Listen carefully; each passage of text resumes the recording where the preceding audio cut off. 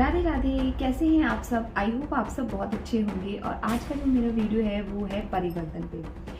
समाज में परिवर्तन की क्यों ज़रूरत पड़ती है, क्यों हम नए नए लेटेस्ट फैशन यूज़ करते हैं, क्यों हम अपने अगर प्रोफेशन में हैं तो हम नए नए अपडेट्स पढ़ते हैं, क्यों हमें नए नए अपडेट्स पढ़ने की ज़रूरत पड़ती है, क्यों हमें आगे बढ़ने के लिए बदलाव की ज़रूरत है। बिल्कुल, अगर हमें आगे बढ़ना है तो हमें बदलाव करना ही पड़ेगा अपने आप में, अपने नॉलेज में, अपने ज्ञान में। क्योंकि हम अपनी ही जगह पे मूवमेंट नहीं करेंगे, बदलेंगे नहीं, तो हमारा भी हश्र वैसा ही होगा जैसा भीष्म पितामह के साथ हुआ था। भीष्म पितामह जो इतने ज्ञानी थे, इतने टैलेंटेड थे, उनको इच्छा मृत्यु का भी वरदान प्राप्त था। लेकिन क्या हुआ समय के साथ, उनका क्या अंत हुआ, क्योंकि वो समय के हिसाब से नहीं बदले। उनको इतना ज्ञान था कि उन्होंने अपनी तीसरी चौथी पीढ़ी तक देखी थी। इतनी पीढ़ियां देखने के बाद भी क्योंकि वो समय के साथ नहीं बदल पाए, वो समाज को, अपनी ही आगे आने वाली पीढ़ी को ये नहीं बता पाए कि क्या सही है और क्या गलत। दुर्योधन ने जो भी फैसले लिए वो उनकी मदद नहीं कर पाए, समय के हिसाब से नहीं बदले। हाँ, प्रतिज्ञा ज़रूरी है, उन्होंने जो प्रतिज्ञा ली थी वो प्रतिज्ञा सही थी, लेकिन समय के हिसाब से उनको वो प्रतिज्ञा को बदलना चाहिए था। आज के ज़माने में ये सारी चीज़ें जो लोग बदल नहीं पाते ना, वो वहीं के वहीं रह जाते हैं। जैसे हम किसी के बारे में एक राय कायम कर लेते हैं कि ये इंसान ऐसा है, इसको नहीं पता। हर इंसान अपनी जगह पर सही होता है, उसके पास हर इंसान अपनी जगह पर तेज होता है, हर इंसान के पास अपनी खुद की नॉलेज होती है।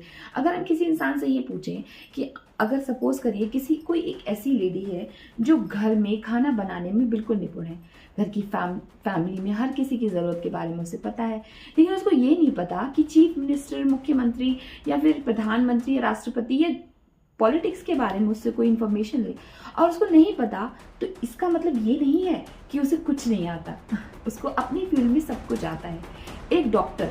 अगर एक डॉक्टर को ये पता है कि उसको ऑपरेशन कैसे करना है, उसको अगर बंदूक दे दी जाएगी कि चलाओ, उसे नहीं पता।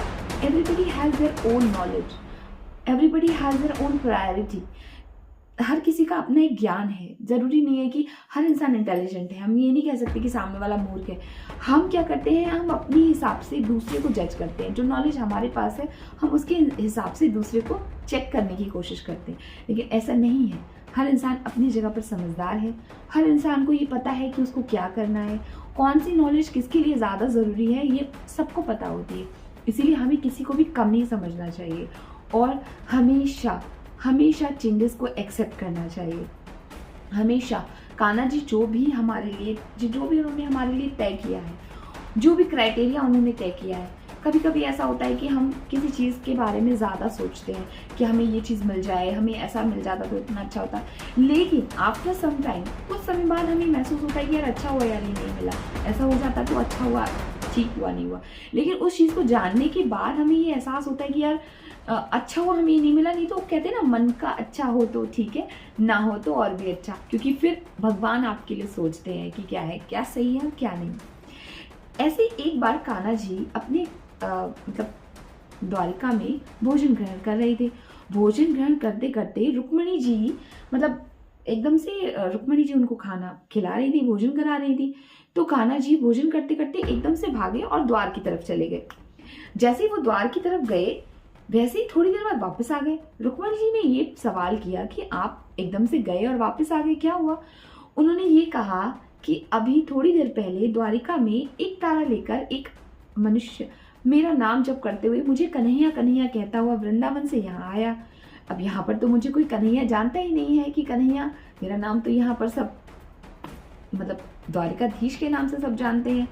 तो सब लोग उसको पत्थर मारने लग गए, लेकिन उसने क्या किया, जो बजा रहा था वो एक तरह उसने फेंका और पत्थर उल्टा वापस उनको मारने लग गया। तो जब मैंने सोचा जब वो खुद ही मार लेगा, खुद ही अपना हैंडल खुद ही कर ले रहा है, तो मुझे खर्च करने की क्या ज़रूरत है। इसीलिए मैं वापस आ गया। तो देखा, कभी कभी हमें कुछ करने में या कभी कभी हमें कुछ नहीं करने में ही फ़ायदा होता है, जहाँ पर सब भगवान पे छोड़ देना चाहिए, लेकिन कर्म करते रहना चाहिए। और हाँ, बदलाव भी ज़रूरी है, बदलते रहिए। एक ही जगह पे मतलब मत बैठ के रहिए, मूव ऑन करिए, लाइफ को बढ़ा, लाइफ इतनी मेहनत से हमें जो मिली है इसको इंजॉय कीजिए, अफर्मेशंस यूज़ कीजिए, जो हमारे मैनिफेस्टो होते हैं हमें अफर्मेशंस को यूज़ करना चाहिए। आप ये चीज़ रियलाइज़ करेंगे कि हम जो भी सोचते हैं वो हमारे साथ ज़रूर होता है। कोई एक छोटी सी चीज़ को फील करके देखिए। मेरा ये वीडियो कुछ लोगों का अगर भला कर सकता है तो मुझे बहुत अच्छा लगेगा। आप कुछ चीज़ों को सोच के देखिए, आप आज से 10 साल पहले की लाइफ को और आज की लाइफ को सोच के देखिए कि क्या आपने सोचा था, आपने जो भी अपनी लाइफ में सोचा था वो आज है कि नहीं है। अफर्मेशंस वर्क करते हैं, बहुत ज़्यादा वर्क करते हैं, इसलिए अच्छा सोचिए अपने बारे में तो अच्छा ही अच्छा होगा। और हाँ, नेगेटिव पर्सन से हमेशा दूर रहिए, क्योंकि जब आप नेगेटिविटी के आसपास होते हैं तो आप कभी भी सक्सेसफुल नहीं हो सकते। इसी के लिए मैं अपना एक वीडियो बनाऊंगी समुद्र मंथन।